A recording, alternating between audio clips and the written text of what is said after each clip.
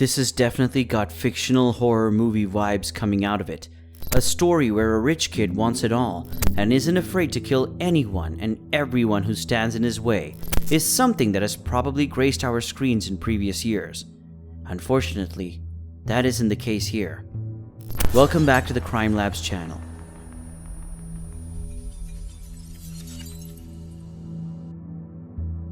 In today's video, we'll be looking at a story of a rich kid who turned into a monstrous killer. While this looks like it might make a pretty good fictional horror movie, it's an actual real-life event. We'll be looking at the bits of information surrounding the case of this horrific murderer who was born with a silver spoon. This is sure to be an amazing video, so don't go anywhere. You definitely don't want to miss this. The rich kid in question is Brendan Khuri, a social media influencer, content creator, and YouTuber who also happens to be the son of celebrity and multi-millionaire businessman James Khuri. His father owns Khuri Enterprises and is the CEO of FJ Holdings, a trading card distribution firm that deals with iconic brands like Amazon. James' company deals with various trading cards, most targeting younger audiences like the super popular Pokemon cards. James Khuri also ventured into real estate and is a prominent Los Angeles real estate developer. James has been featured in many magazines as an example of a successful business owner. His Instagram is filled with pictures of his cars and posts where he brags about his good deeds to his nearly 2 million followers, most of whom see him as a role model. That said, as many of you would expect, there is a dark side to this successful man. In January 2019 and August 2021, James Khuri was arrested for domestic violence. To most people, James is the kind of man who believes that financial power justifies violence, and this might have had an effect on his son, Brendan. Regardless, Brendan was his dad's pride and joy, as many of his Instagram posts show the two together looking like a happy family. It's safe to say that James greatly influenced Brendan, which also means Brendan has lived a very privileged life. He was surrounded by luxury and enjoyed a lifestyle that very few people could afford. Early in 2021, Brendan passed his driver's test and his father, James, decided to reward him with a brand new Lamborghini Urus, worth over $200,000. For those who aren't really into cars, I will give you a brief rundown of this car. The Lamborghini Urus is one of the most luxurious SUVs as evident by its price tag.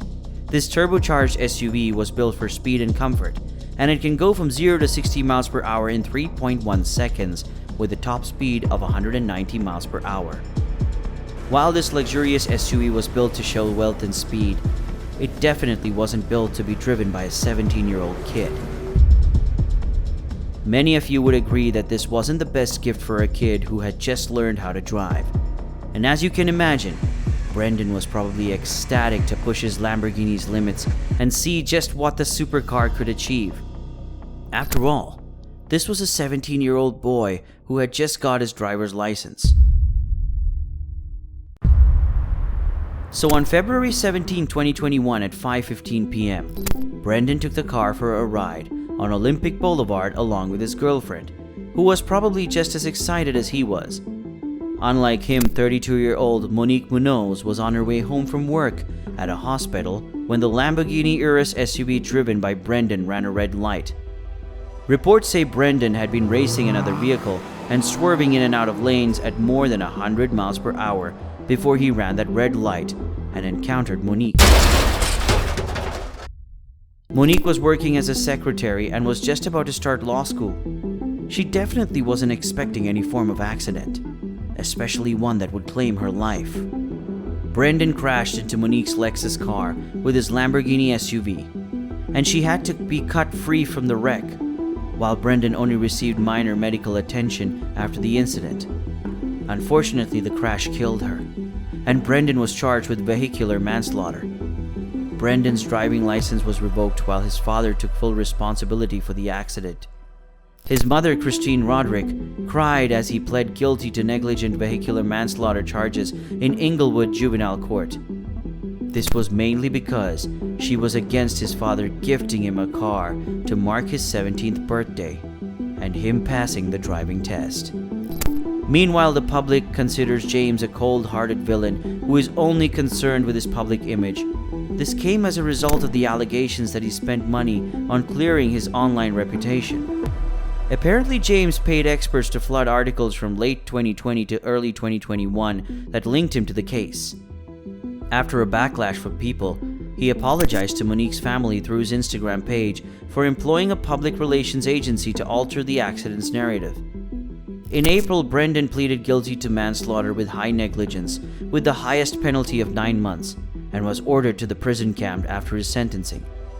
Brendan began his prison stint in October, 6 months after pleading guilty to vehicular manslaughter with gross negligence in Inglewood Juvenile Court. Nevertheless, his defense team outraged prosecutors by arguing their client should serve the majority of his sentence at his family's mansion, citing mental health reasons. According to the attorney representing Brendan, Mark Worksman, the teenager was diagnosed with autism, depression, and attention deficit disorder following the crash, where he allegedly sustained brain injuries. Meanwhile, psychologist Karen Schultz testified before the Los Angeles County Superior Court that Brendan likely had autism his entire life but was never diagnosed. She added that he would be victimized if he was sent to an LA County juvie camp. But this only enraged the Munoz family as they demanded justice, claiming that the sentence was too light.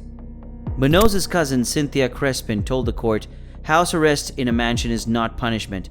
He took an innocent life in a careless and senseless way." Monique's friend and family have lashed out at the handling of the case, saying Brendan has been treated differently because of his dad's wealth and status. Monique's uncle, Richard Cartier, has also urged judges to deny house arrest for Brendan. As far as justice is concerned, we want him to go to prison. He told ABC7, "I'm looking for this kid to actually get what he deserves. He murdered my niece, and he had no remorse for any life of any kind, and he showed it." The prosecutors pushed for Brendan to be sent to a juvenile camp because of his past record of reckless driving in Beverly Hills. According to the LAPD officials who testified in court, they stated how Brendan had been cited twice for excessive speeding and had even had his license suspended over his alleged antics in the supercar. He even boasted about his racing and drifting activities on social media in the weeks leading up to the crash. Attorney also said that prior to the fatal crash, Brendan and James Khuri frequently posted on social media platforms showing them speeding on surface streets in Los Angeles. After the crash, dozens of protesters gathered at the crash site, chanting and holding signs saying "Justice for Monique." Mark Worksman said in a statement, "The Khuri family is devastated by the tragic accident on February 17, 2021 that caused the death of Monique Munoz. Their hearts go out to the Munoz family for their incomparable loss." Lawyers for the Khuri family and the Munoz family have worked out a financial settlement in order to allow the families to heal, and they are in the process of finalizing those details. They asked for privacy during this sad and traumatic time. In the months following the sentencing, a settlement of $18.85 million was reached between the Khuri and Munoz families. According to the attorney for the Munoz family, Daniel Gaitsi, the Munoz family filed a civil lawsuit in September, and the settlement will help her relatives finally get some closure for this horrific tragedy, he said. It was never about money for the Munoz family. It was about the acknowledgement of Brendan Khuri's misconduct that resulted in the death of their only daughter, and to ensure that he was held accountable. Today's settlement is a testament to their efforts and is a step closer to justice. James Khuri posted a statement on Instagram expressing his condolences to the family and family of Monique Munoz, saying he was saddened that nothing could bring her back. He said, "I hope that the $18.85 million insurance settlement will bring a new beginning that will honor her spirit." James was charged with a misdemeanor for contributing to the delinquency of a minor, and a hearing has been scheduled. According to the attorneys for Munoz's family, the monetary award could ultimately exceed $25 million. During Wednesday's hearing, the judge decided to continue the case to a later date, when the family's total restitution will be determined. Thank you for watching this video. Hit us up in the comment section and give us a thumbs up if you liked the video. Also, don't forget to subscribe to the channel for more videos.